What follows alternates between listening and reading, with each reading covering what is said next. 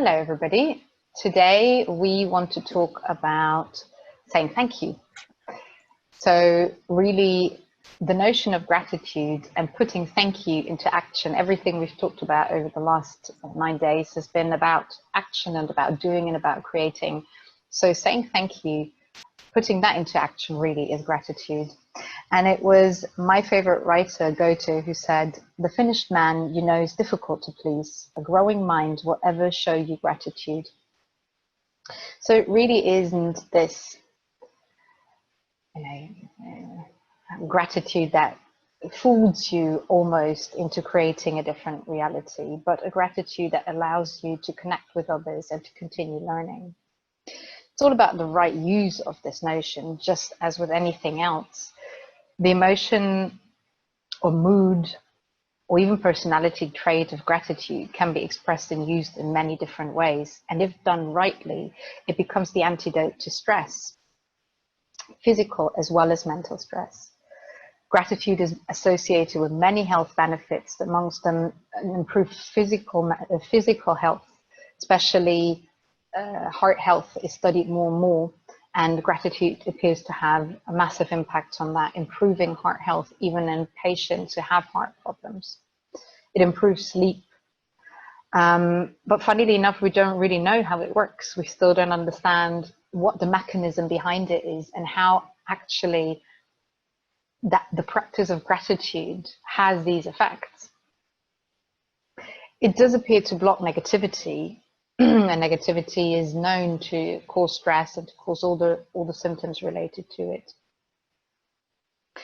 And it's funny that we very often succumb to stress, although by now we all know we really shouldn't. And it's because our fight or flight response that we've spoken about now on several occasions gets activated, and we move into a state of a reptile brain where our reasoning brain is switched off and we really go into survival mode. The use of positive emotions really stops this, and it's the use of positive emotions in evolution really is that. It's to step out of a threatening situation and to create choice for yourself by observing the situation you're in, almost taking yourself out of the equation. And that's called an increase in thought action repertoire. Unsurprisingly, people who have that increased thought action repertoire, and especially people who about themselves claim to practice gratitude or even define gratitude as part of their personality, in work often have positions that are those of idea creators or relationship managers, just because it amplifies your vision so much and creates a lot of mental strength. Now, funnily enough, in evolution, gratitude seems to have a very important factor in our survival, and that is the find, remind, and bind mechanism. Gratitude allows you to find, or used to allow us to find a mate by appreciating the qualities of that person. It also bound us to that person by appreciating his or her qualities and reminded us constantly of why we have this relationship. And that same thing can be applied today. Now, there is research is starting to show, funnily enough, that we seem to feel more gratitude towards strangers than we do to family members. So really what that means is that whole idea of taking somebody for granted seems to be scientifically proven and part of evolution, because of course you couldn't stick to your family ties, but you had to go out to find possible mates and get a good mix of genes going. Unsurprisingly, since gratitude is the virtue that is also called the social glue, women seem to be stronger in practicing gratitude. In fact, it is through our mothers that we learn gratitude. So at this point, science isn't quite sure whether that's got to do with the perception of gratitude as an indebting mechanism. So because of course, if you are grateful for something that you get from somebody else, in a way, you might feel that you have a debt to that person, and that then in itself will be weakening. Or if it really is to do with the makeup of women and their position in society. In any case, man as well as women can connect through the emotion of gratitude from within to the world around you. Gratitude is one of the few emotions that actually connect you with others by definition. Gratitude isn't about yourself. Gratitude is about connecting to others and actually identifying why something good happens in your life. And very often the why something good happens in your life will be dependent on others. So the more you practice gratitude, the better you get at it. And really it's about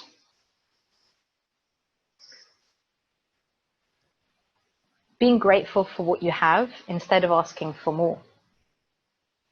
That in itself is rewarding.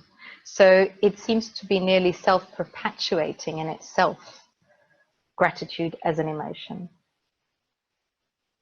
I'm going to give you a little example. The first time I remember, my first active memory of practicing gratitude was actually when I received a gift. It must have been maybe 5 years old, from a friend of mine. I didn't really like the gift. And I somehow felt it wasn't right to return it, but I went to my mum and I said, I don't want it. And she went, look, this is very simple. This isn't about what you get. It's about the emotion that comes behind it. It's the fact that a friend of yours thought of you, went somewhere, chose something for you, and wanted to give you something. So instead of looking at what you got, it's really about understanding what the other person is. And that actually means that gratitude is an emotion closely linked to empathy and compassion. It really means you see the other person. You really understand the other person and their motives and their way of acting and their sacrifice to a certain extent. They give something to you freely. And it's interesting because we perceive so easily when it's real or it isn't real. And when it isn't real, the gratitude shrinks rapidly. Whereas when giving happens freely, it's a wonderful emotion. And it's actually, for those who give, the benefit they receive is immense because it's that feeling that connects you with the other person. Interestingly enough, people who have a strong self-focus seem to perceive gratitude far less. And I think it really is the way you think of yourself is the way you think of the world. Narcissism, for example, science isn't sure why, but in narcissism, gratitude is either not perceived or considered as a debt that others are paying to the narcissist. But a narcissistic person doesn't seem to be able to feel gratitude. It's one of these, narcissism is one of the antidotes, just as is envy, materialism, or cynicism. And then there is this funny thing that we all know, and that's called headwinds, tailwinds. That refers to the fact that we are so much more prone to perceived threat because that's what we've learned in order to survive. So we actually see the headwinds. We are more attracted by the headwinds than by the tailwinds.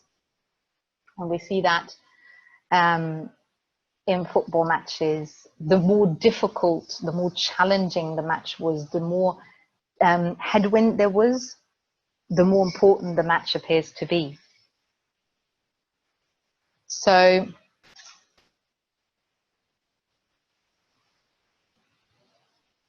there are a few fundamental components that you can try to achieve and fulfill in your day-to-day life if you want to feel more gratitude and to practice gratitude more. And actually, one of the reasons why gratitude is such a successful concept, to call it in a way, in religion, is because it has three components. Religion has the component of community, it has the component of practice through prayer, and it has the component of making sense of bad situations. So you can actually implement that independently, whether you're a religious person or not, in your daily life. And it is the practice of gratitude, but it is also to build that community around you in which to practice gratitude, as well as it is to transform a negative situation into a situation in which you can learn. The practice of gratitude really consists of 4 steps, and the most important one, the first one, is to notice. Notice the things that you can be grateful for, and that can be something tiny, that can just be a little flower that you come across on your stroll and you actively notice and you're grateful for living in the beautiful nature that you live in. But it can also be an act from a friend, it can be a gift from a stranger, it can be that little helping hand at the supermarket cash who helps you to put your things in the shopping bag. It's noticing what's happening around you, and then asking yourself as a second step, why are these things in my life? Very often you will find that the reason why they're there has got nothing to do with you. It's got everything to do with what's around you. And then ask yourself, how do you feel about what you have been given? What's the emotion that you associate to that? And express that emotion. The reason why gratitude practice is important is because it cultivates other virtues such as patience, humility, and wisdom, and brings benefits such as competence, connectedness, and autonomy. In fact, the first studies that are conducted amongst children, in general, positive emotions are very, very new science. It's only about 20 years old. And so everything we know about positive emotions is really still very much at the beginning. Until today, psychology and the studies of psychology were very focused on fixing rather than enhancing the positive things that are really there. But in those first studies, especially those conducted in children and teenagers, it is showing that these points, components, connectedness, and autonomy seem to be fostered through gratitude and through the practice of gratitude. There are a few simple exercises that you can do, and you can do them in parallel, you can do one, you can do them alternating, and find out whatever works best for you. There's a classic one, which is known as the gratitude journal or counting blessings, which is really write down 5 things that you're grateful for, and you do that every day. There's another practice that is based on that, and it's called 3 good things, which is practically the same, but as the name says, it's only 3 things. And therefore you go into more depth, asking yourself, why are these things in my life? And thereby then connecting them to the world around you. There's mental subtraction. So what would happen if I didn't have this in my life? But once again, first you need to take notice of what you have. You can write letters to people around you, or you can pay them even visits to say thank you. There's a practice very common in Buddhism, and that is death reflection. So become aware of the fact that death forms part of life, and actually appreciate being alive in itself. And then, funnily enough, there's experiential consumption as opposed to materialistic consumption. Experiential consumption referring to, instead of buying things, you buy experiences. And funnily enough, research shows that we experience far higher levels of gratitude when we have these experiences very often, because they again link us to other people.